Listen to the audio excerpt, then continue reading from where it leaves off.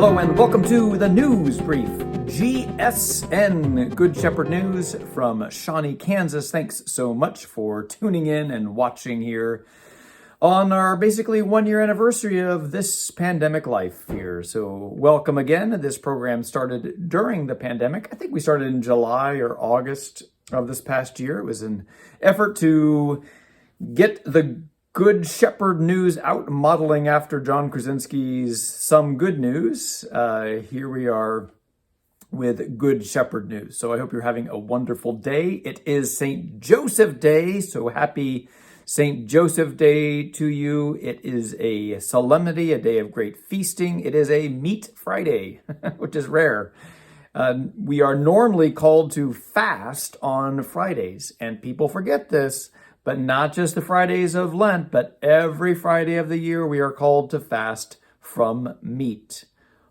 Or, in the United States, we can substitute something else in Fridays outside of Lent, but we are all called to do some sort of fasting or penance every Friday of the year. But not when it's a solemnity, and today is one of those great days to celebrate St. Joseph, especially in this year of St. Joseph. Which here at Good Shepherd, we really haven't done much regarding that at all. I need to do something for this year. But for the moment, let's celebrate St. Joseph Day on this beautiful sunshiny day. So happy St. Joseph Day to you all. What else is going on in our news? Reminder that the food truck will be here tomorrow and Sunday. So help out Catholic Charities with the food truck. Their need continues to be great. And we continue to support El Salvador, so information is still up on our website about supporting our sister parish of El Buen Pastor there in El Salvador, so please support there. Reminder, we have the Stations of the Cross every Friday. Now, even though it is St. Joseph Day, we still do have the Stations of the Cross, so please feel free to join 5:30 tonight and also witness Matthew DeHamer's beautiful stations that he put together. Our new cameras are up. That is really exciting. So check out the new camera angles. We're still learning them. So, we're still figuring out the best angles and the best zoom and everything. But we have two cameras, one in the back of the church and one in the other back of the church. Churches always have two backs and two fronts. One close to the choir loft and one close to the entrance. And what we'll be able to do is we'll be able to change the camera angles very smoothly, because what can happen is we can change the camera angle and then re-zoom and reset this other camera angle and then go back and forth as needed or as would seem to be appropriate. So we can have a wider shot and then we can come in for other points, like maybe for the homily or for the Eucharistic prayer or whatever, but then come back out. We don't want to go overboard with our video production, but it would be nice to up it a little bit anyway. If you watch Mass at like EWTN, they usually have a few different camera angles that they can kind of go back and forth from. And we want to do something similar to that.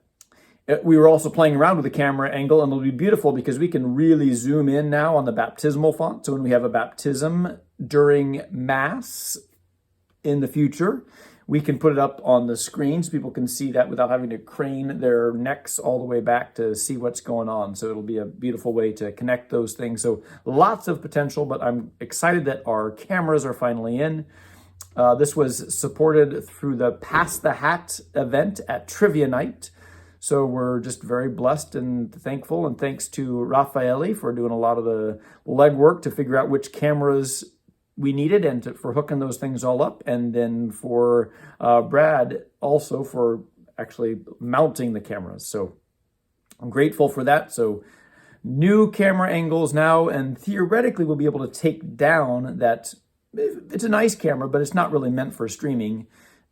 And you won't see those advertisements that come up sometimes anymore when the camera goes into screensaver mode. So the camera has served us well, but I think its time for streaming has ended. We'll find other ways to use that camera, but we're probably going to take it down. But we have it still up for backup. So that's exciting. Don't forget also we have confessions.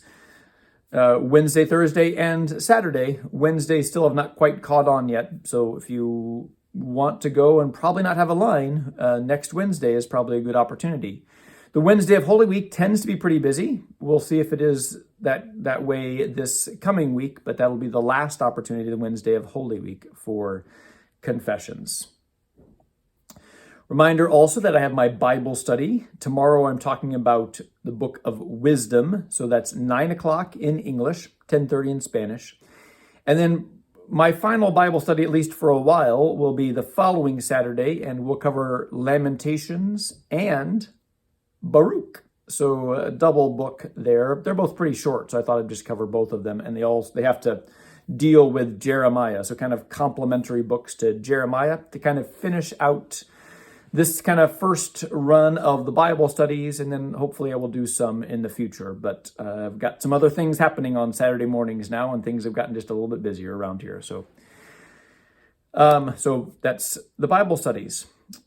The Easter schedule is Holy Thursday at 7, Good Friday at 7, Easter Vigil at 8, and then Easter Sunday Mass, 7 a.m., 9 a.m., 11 a.m. in English, 12:30 in Spanish, and 4 o'clock bilingual.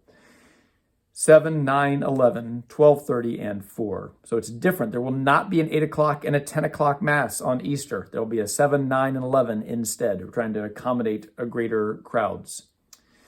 The Sign Up Genius for that will go live this Sunday at noon. So if you have a particular time that you are wanting, or if you want to get into those Holy Week services, I invite you to do that on Sunday. I have no idea how they will fill up, but that'll go live noon on this Sunday, the 21st. So it's kind of a 2-week warning or a setup time for that. Also, we've been watching very carefully the Johnson County numbers and everything, and also watching what other parishes are doing. We're planning, things still could change, but we are planning on allowing a little bit more attendance in our masses. When we originally opened up the churches, they said that we needed to have the pews at every third pew. So a pew and then 2 blocked off and then another pew. Well, months and months ago, the diocese gave permission for us to go to every other pew, because most pews, really, when you put those together, it's about a 6 feet difference between that for most pews. So we have not done that up to this point, because we've been trying to be very cautious. We weren't sure if that was a good idea. But with the numbers going down in Johnson County, and the numbers of vaccinated people who are beginning to return to Mass and feeling more comfortable, we felt that it was now time to move to every other pew. So we will start that on Palm Sunday. So that'll give us some more space for Palm Sunday, for the Triduum, Thursday, Friday, and Saturday, and for Easter. So that gets us a little bit more space. And really, that's what all the churches, at least that I'm aware of, are doing now. They've all gone to at least every other pew, and some of them are not even having any separation of the pews anymore. That's not what we're doing. But at the moment, we're going to every other pew instead of every third pew, which gives us some more space. And then, again, the plan is after Easter, we will then cease doing the Sign Up Genius, and people can show up. We haven't really used those lists at all. We were doing it for contact tracing, but we've maybe used it once, but we found that it hasn't been necessary. And I think that's run its course, and I think we're fine. I think we'll be fine housing all the people that want to come to Mass with every other pew. So things are continuing as they are this weekend, and then Palm Sunday weekend, we will move the pews to every other pew, and then the weekend after Easter, so that would be Divine Mercy Sunday, that'll be the first Sunday that you won't need to sign up for Mass. And I know people will be rejoicing with that, but up till now, we still need to do that just so we can monitor the crowds, because Easter tends to be a bigger crowd, and we want to make sure that we have space for everyone, and just also plan if we need to use the social hall for overflow and all those things, and how that's going to manifest itself. So that's the plan going forward. We're still trying to be very, very safe. we're not making any other changes at this time. We're still not encouraging singing. We're still wearing masks. All those things are still happening. We're just giving a little bit more space, which follows suit with what other parishes are doing, what we have had permission to do for a long time, and that matches with where we feel is still safe with the Johnson County numbers. And I think that's pretty much all the news that I have for today. Again, have a beautiful St. Joseph Day, and hopefully you can get outside a little bit and enjoy this beautiful day. We are hopefully getting closer to doing the activities that we love to do as a parish and being more open, but we're not there yet. We still want to move with caution and stay safe. So have a beautiful weekend, and we'll see you next time.